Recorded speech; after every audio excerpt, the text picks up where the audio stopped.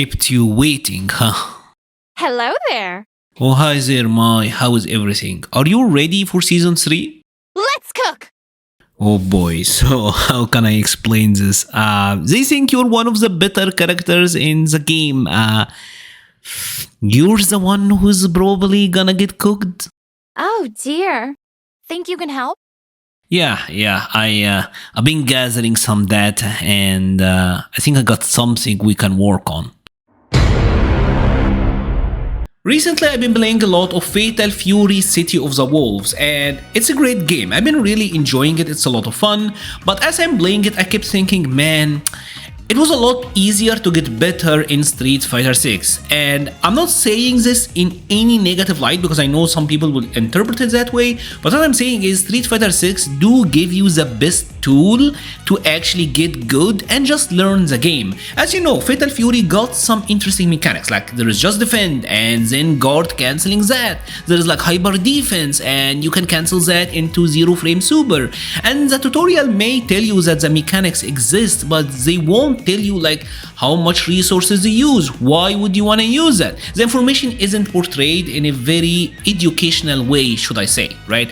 Street Fighter 6 on the other hand do give you a lot of tools, like for example in the demonstrations. I do think they do a good job of showing you like the drive mechanics. Even the character tutorials, they will let you know the idea behind the general character. Like for Mai, it's telling you throw fireball and then go in, drive rush and mix the opponents. It doesn't get much more straightforward. City of the Wolves even have mechanics that are totally hidden, like for example rolls, where like the character can roll forward or backward on wake up, different rolls, different distances, and the wake up game that is never mentioned in the game. You kind of have to look for that in other areas. You kind of have to search the internet for that. And it's not the only game that's doing it.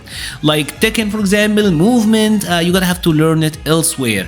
But I feel like Street Fighter 6 does a fantastic job of giving you everything and all the tools that you need. It's just there, it's in the game, and you can access it pretty easily. I mean, the only things they could do better is having Emma Frost as a playable character.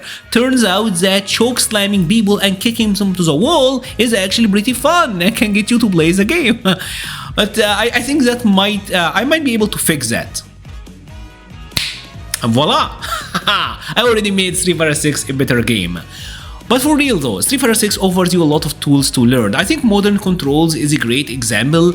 Yes, I know some people are not fans of it, but they do ease players into getting to play the game. Execution barrier is real for a lot of players, so having ways to get into the game, learn about anti-airs, learn about the game flow in general, that's a great way. And I do think overall, now that we have multiple seasons of competitive plays, I do think they are overall pretty decently balanced. There are outliers, characters that may be a little bit too good, but overall I think it's in a very good spot.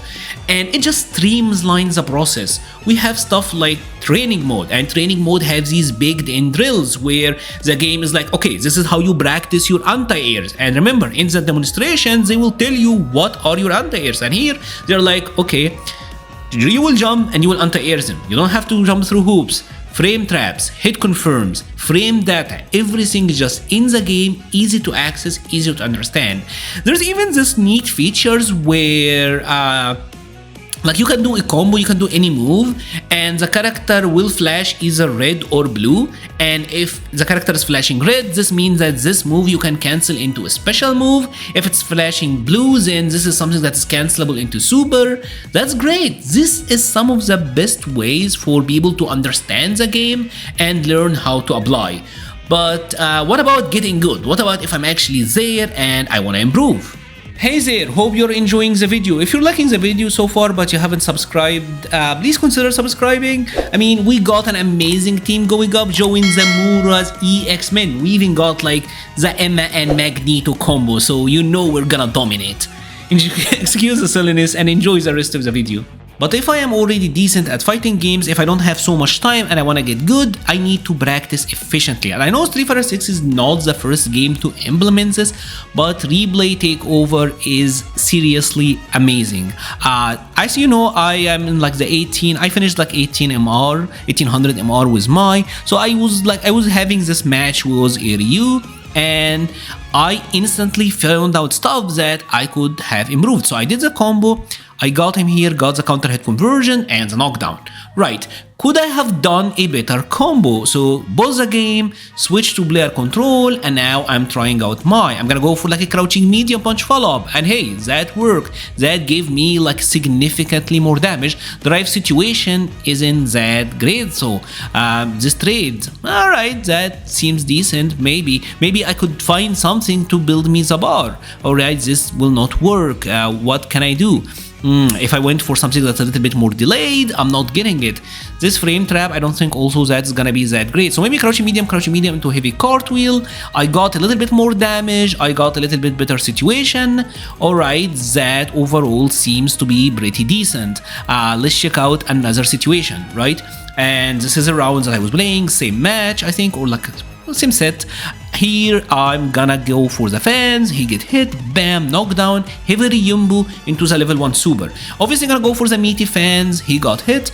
I did a wacky combo, drive impact, he got wall splat.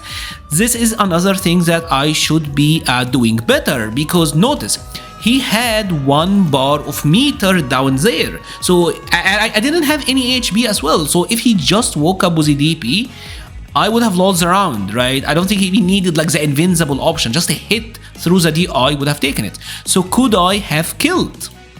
And that is exactly what we're looking at, right? So let's repeat the situation, level 1 super, and now I'm gonna switch to player control. Let's find a better, more optimal combo for Mai. So we'll go through the fans. He turned out he was mashing super, he got hit, and obviously with this combo, I'm gonna get the round. So yes, there was a way for me to take the round, avoid the scramble with the DI, and avoid the risk of losing the round. Turned out, I did have an option, but in my legitimate replay, notice this, after the fans, after the super, throwing the fans, I did a crouching jab, right? So I need to find the route where I did legitimately do press the crouching jab, because here I didn't, right? I let him mash. So let's try to find out another route. Let's try to find out another option where we can get this going, another repeat. Now I'm gonna try to go for the jab after the fans. Bam, heavy Ryumbu obviously whiffs because he was crouching. So a better option would be jab into the heavy punch into the OD Ryumbu, and obviously that's gonna get the KO as well without having to use meter. That stuff is fantastic. The fact that I can go in, identify my mistakes, identify what I could have done better, and improve on that. Because honestly, this sort of conversion is the main difference between like an 18 MR player, 1800 MR, and like a 2K. Because the 2K guy would have the awareness to go for like the optimal routes, right? And I know that other games have the replay takeover feature. I know Street Fighter 6 is not the first game to do it, but what makes Street Fighter 6 so special to me is the CFN implementation. There is a ton of information out there. You can take a look at any players and just get there, see what they're doing, and work on it. Like here, 2 of my friends, Linz and Shiko, right? 2 of our local players. I really love these guys, right? So I'm watching their match, and say like you're just a Guile player, right? And this situation will come up where Akuma through fireball, demon flip, he tries to anti-air, well, he got.